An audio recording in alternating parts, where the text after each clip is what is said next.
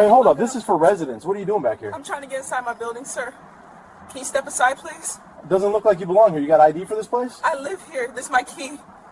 Just let me through. Let's see it. Okay, watch. What? She's good. Miss. A woman in a wheelchair rolls up to her own building in the rain. She taps her fob. Beep. Green light. Door unlocked. A patrol car slides in. An officer blocks the ramp and says she's trespassing. She shows the fob again. He calls it suspicious. Phones rise. One word, non-compliant, turns a simple beep into a standoff. And what happens next is even more shocking. But before we explain exactly why that moment explodes, we have to go back to the beginning.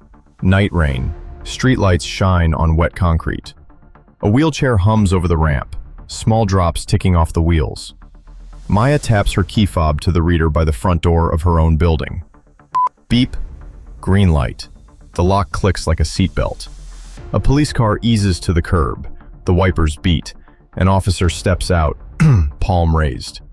"Ma'am, you can't be here." Maya blinks. "I live here." He looks past her at the quiet lobby. His hand rests near his radio. "We got a call. Suspicious person trying doors." The fob is still in Maya's gloved hand. She holds it up. "This is my key." The officer watches the LED as if it's a trick. "I'll need ID. Step aside while I check." She can't step aside. She's in a wheelchair. The doorway is narrow. The rain is getting heavy. The stakes are simple and sharp.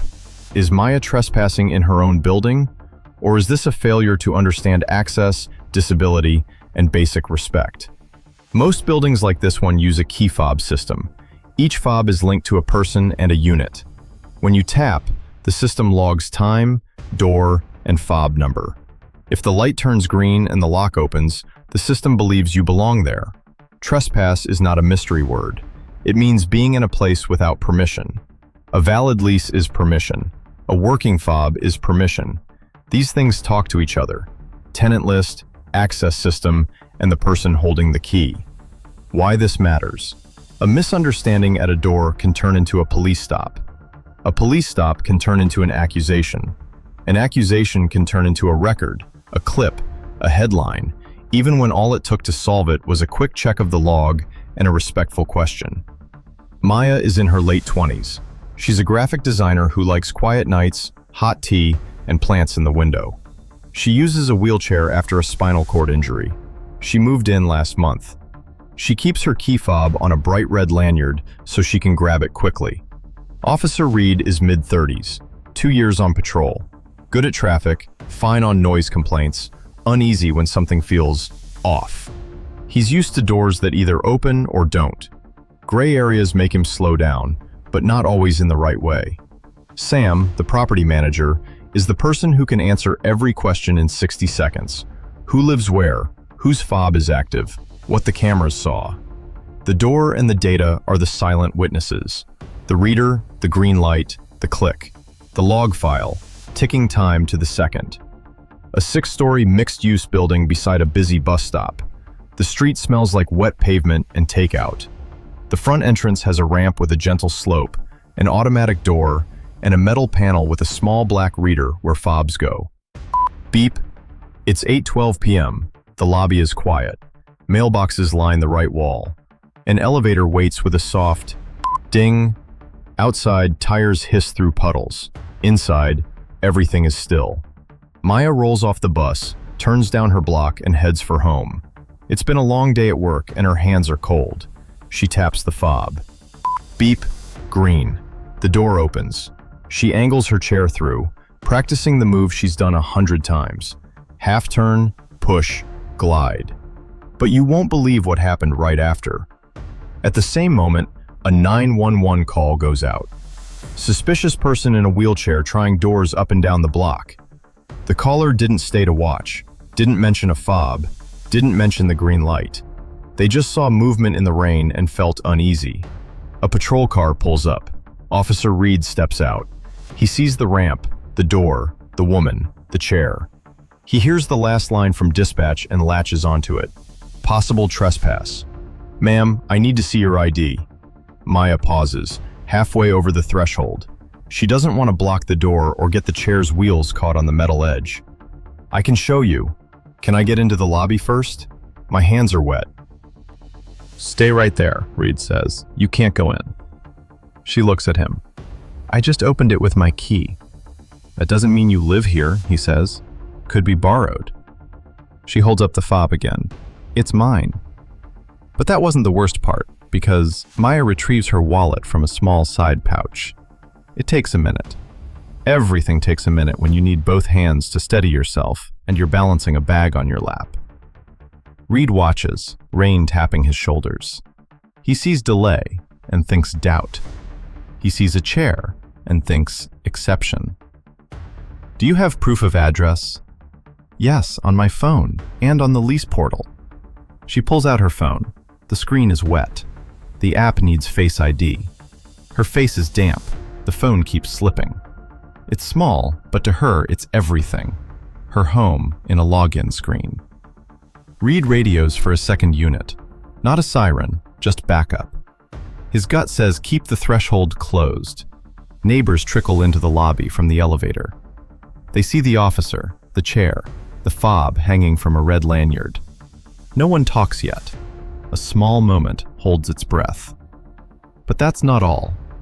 The second car slides in. 2 more officers step out. No one is shouting, but the air is heavy now. The simple act of going inside has become a scene. Ma'am, Reed says, roll back from the door so we can talk.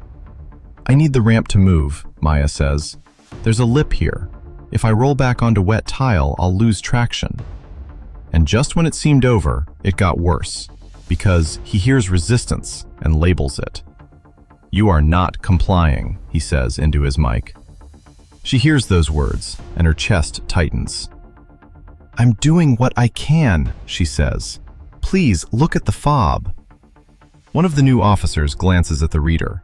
It's green, he says softly. You saw that, right? Reed doesn't answer. His eyes are on Maya's phone as she finally gets Face ID to work. She taps through to her lease portal. The loading circle turns. The signal is weak near the door. Behind them, a neighbor lifts a phone and starts recording. Another holds the elevator door. A third, she moved in last month. But whispers don't count as proof. Reed wants official proof. Do you have a physical lease? He asks. It's digital, Maya says. That's the site. Digital isn't always reliable, Reed says. People fake things. Fobs are harder to fake, she replies. Please, just check the building list. After we verify you, he says. Name: Maya Chen. Middle name? Leanne. She spells it out. He writes it on a wet pad. The rain presses down harder, loud on the awning. The beep of the door feels a mile away now. Date of birth? She tells him. He repeats it into the radio. The other officers stand by, stiff and patient. It looks calm, but to Maya, it isn't. Every minute in the doorway is another minute of being treated as a problem in her own home. But it gets even crazier. Can I move to the side? She asks. I'm getting cold. Not until we clear you. The log cleared me, she says. He looks at the panel. It is just a small square of plastic, blinking every few seconds like a tiny heartbeat. He doesn't have the login to see the records. He doesn't know that the back office can pull up door, front east, fob, 5C, time, 2012-04. A neighbor speaks up, and now, she lives here. I'm in 4B. I've seen her in the elevator. Reed nods without nodding. Thank you, sir. We'll handle it. That sentence, we'll handle it, pushes the room farther from simple and closer to heavy. Maya's jaw tightens. She thinks of her plants upstairs, the hot tea she wanted to make, the small care she gives her day. She thinks of all the times she planned extra minutes for ramps and doors. She never planned extra minutes for being treated like a stranger in her own building. From that moment on, she started to get annoyed with the officer. Officer, she says, yet, you're asking me to move when I have limited mobility. You're calling me non-compliant when I'm telling you what I need to do to move safely. You're ignoring the fact that my key opened the door. He hears her words, but filters them through the call that brought him here. We have to be sure, he says. Then check, she says. Call the manager. Pull the log. Don't guess. The word guess lands. One of the backup officers, we could call the emergency number on the panel. Reed hesitates. He wants the world to make sense in the order he expects. ID first, address second, permission last. But the world in front of him is telling a different story. Permission came first, with a beep. The neighbor stops recording only to dial the building hotline from a lobby flyer. It goes to a service after hours, he says. They can reach Sam. Good, Reed says. He doesn't love that a stranger started that process, but he'll use it. While they wait, he tries to move Maya a few inches to the side. Not by force, just by words. Can you angle right? He asks. I can if someone holds the door so I don't slip. The second officer takes the handle and plants his feet. Got it. Maya pushes, turns, and clears the threshold into the lobby. Her hands shake. She is inside, but it doesn't feel like home right now. It feels like a gate she had to fight through. The lobby phone rings, the after-hours service patched through to Sam. He is at home, feet up, watching a late game. He hears the message and sits forward. 10 minutes later, Sam comes through the side entrance, hair damp, tablet under his coat. Hi, he says, voice gentle. I'm Sam, the property manager. Reed's shoulders relax a fraction. We need to verify a resident. Sam taps his tablet and unlocks the tenant list. Name? Maya Chen, Maya says. Unit 5C? Sam asks. Yes. Sam nods. Active lease, started last month. He opens the access log. Front east door, 8:12:04 p.m. Fob number ending in 33, assigned to 5C. He turns the screen so everyone can see. Green bar, timestamp, Maya's name. The air in the lobby changes. Not all at once, but like when rain stops and you notice silence, and then the smell of the street, and then your own breath. Reed looks at the tablet, then at the fob, then at Maya. Something unclenches in his jaw. It is not defeat, it is recognition. She lives here, Sam says plainly. The first thing is the apology. Ma'am, Reed says, I'm sorry for the confusion. Maya hears the words, but they land on top of a stack. The cold, the delay, the label of non-compliant. She nods, but her eyes are tired. The second thing is the review. Reed's supervisor pulls the body camera later that night. Walk me through why you didn't call the manager earlier, the supervisor says. Walk me through why you told her to move without offering help or space. The third thing is the building's response. Sam adds a sign by the panel, after hours number in big type. Verification takes 2 minutes, it says. He circles the reader in bright tape and adds a note. Green means permitted. He makes sure the concierge, when on duty, knows the quick steps to check a fob without drama. Neighbors talk in the group chat. Most are kind, a few are not. One type says, I always wondered about people at the door. Another type says, now you know, ask before you assume. The video clips move around. So do the opinions. Maya closes her door softly that night and warms her hands around a mug. The cup helps. It always helps. But there's a bruise you can't put ice on. This isn't just about a door. It's about how systems talk to people and how people talk to each other.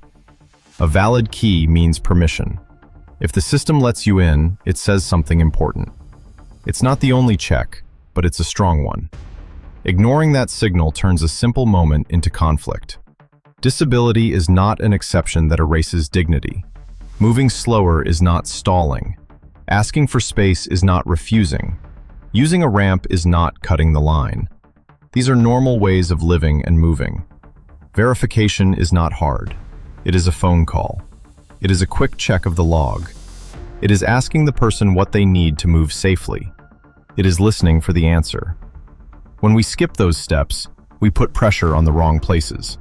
We make the person at the threshold carry the weight of our doubt. Doors are heavy enough already. But that's not all.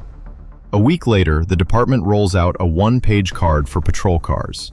Access disputes at secured doors. The first 3 lines are big and bold. 1. If a fob opens a door, assume permitted. 2. Confirm with manager or log before stopping entry. 3. Ask the person how to help them move safely, then give space. They add 2 more lines about tone and time. Keep your voice low. Explain what you are doing. If there's no crime in progress, don't create urgency where there isn't any.